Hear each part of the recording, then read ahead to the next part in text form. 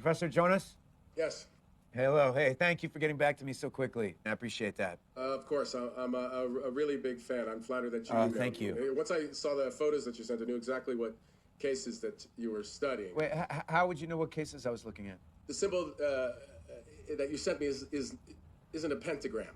No, it's not something that you would see teenagers or a Norwegian black metal band paint on a wall in goat's blood to be edgy or to piss off the Christians. No, this is a little bit more obscure than that. Yeah, I know that the one in the hallway, that's from the late 90s in St. Louis. The other one, the car hood, that is from Sacramento. That's about 30 years ago. Tell me about the one in Sacramento. It's a symbol associated with the worship of a pagan deity. A deity? What kind of deity? A very obscure one, dating back to Babylonian times, named Bagul, the eater of children.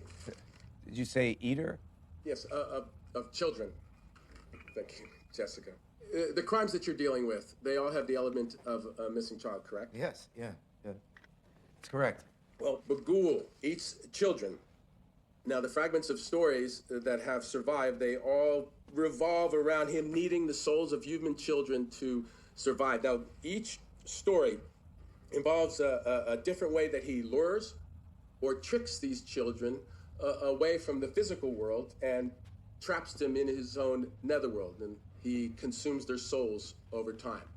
Now, any worship of this deity would include blood sacrifice or the wholesale eating of a child. So you're saying the person that made this symbol is eating children?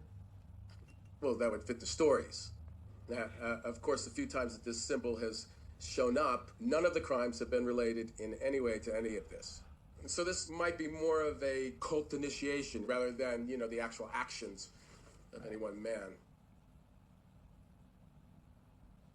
There's been another one, hasn't there?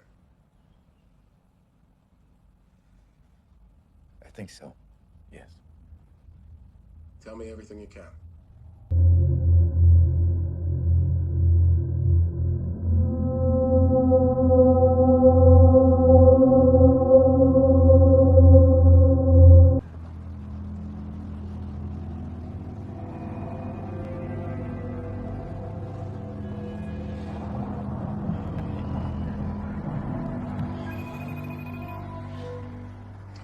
Mr. Oswald, sorry it took so long to get back to you. There's been so little written on Google that no one has actually bothered to scan any of this material before. Well, what am I looking at? You're looking at an engraving, an old sketch from the Dark Ages, and fragments of a deteriorating fresco. There just isn't a lot left. Everything else has been destroyed.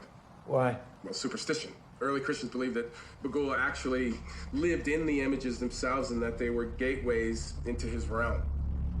Gateways? Yes. The ancient church believed that he would take possession of those who saw the images and cause them to do terrible things. Or in some cases, he could even abduct the viewer into the images themselves. Children exposed to the images were especially vulnerable to Bagul's possession and or abduction.